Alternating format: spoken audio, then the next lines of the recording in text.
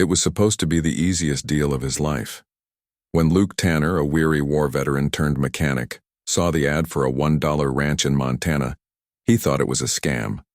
But curiosity, and something deeper, something that whispered of new beginnings, made him click. The place had been abandoned for years, the ad said. The county just wanted someone to restore it. A single dollar. A new start. So he packed his old truck, left behind a lonely apartment and a stack of unpaid bills, and drove for hours through endless plains until he reached Red Willow Ranch. The gates creaked when he pushed them open. The land stretched far and wide, overgrown with wild grass and dotted with broken fences. The old barn leaned sideways like it was sighing after years of waiting. And the farmhouse, though still standing, had cracked paint and windows clouded with dust. Luke smiled anyway. "You'll do," he murmured. He unlocked the front door, expecting silence. Instead, he heard footsteps upstairs. His first thought, someone broke in. He grabbed the nearest thing, a rusty shovel, and crept up the staircase.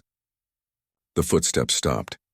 A door creaked open, and there she was, a young woman, maybe mid-20s, barefoot, hair tangled, eyes wide like a startled deer. She froze at the sight of him. "What are you doing here?" Luke demanded. "I live here," she said softly. He blinked. "You what?" "I said, I live here." Her name was Clara. She explained that she had nowhere else to go. Her parents had worked for the original owners, taking care of the ranch before they died. When the family abandoned the place, Clara stayed. It was the only home she'd ever known. Luke didn't know whether to laugh or get angry. "You realize I bought this place, right?" "For $1, she said with a smirk that almost made him forget to breathe. He couldn't argue with that. For the next few days, they existed like ghosts, sharing the same space. She kept to her room upstairs. He worked outside fixing fences, mending the roof, clearing brush. Every time he caught a glimpse of her, feeding the chickens, brushing a horse that somehow still lingered there, he saw something wild and free about her. She didn't belong to the world he knew. At night, Luke heard her humming from the porch. It wasn't a sad song. It was full of life, like the land itself was singing through her. One evening, rain rolled in hard. The roof leaked. The wind howled through broken boards. Luke lit a lantern and went to check on her. He found her trying to patch the window with old cloth. "Move," he said. "You'll catch cold." "I've handled worse," she said, but her hands trembled. He helped anyway. When their fingers brushed, something shifted between them. The storm outside didn't seem so loud anymore. Days turned into weeks. Together they rebuilt the ranch, piece by piece.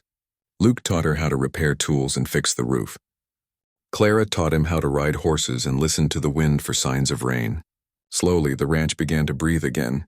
One morning, a county officer drove up. He said the government wanted to inspect the property. Apparently, the $1 program had drawn attention. When he saw Clara, he frowned. "You know she's not supposed to be living here, right?" Luke looked at Clara. She looked terrified. "Yes," he said quietly. "She's not just living here. She's my partner in restoring it." The officer nodded slowly. "Then I guess it's fine, as long as she's on the paperwork." That night, Clara stood beside Luke on the porch, the sky painted in purple and gold. "You didn't have to do that," she said. "I wanted to," he replied. "You belong here." She smiled for the first time, a real smile that reached her eyes. "So do you." Months passed, and Red Willow Ranch became something beautiful again. Green pastures, strong fences, a home full of laughter and life. Luke had bought a ranch for a single dollar. But what he gained was worth more than anything money could buy, because sometimes the best deals aren't made in money. They're made in love, second chances, and the courage to start again.